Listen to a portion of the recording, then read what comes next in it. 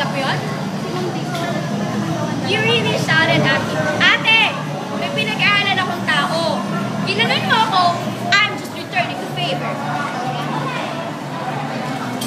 No. Alam mo paano mo ako tinanong? Sabi mo, ate, ano problema mo? Ay! Oh my God, kuya, she's a liar! Oh my God, you're a freaking liar, miss! Ano sabi mo? Ano problema mo?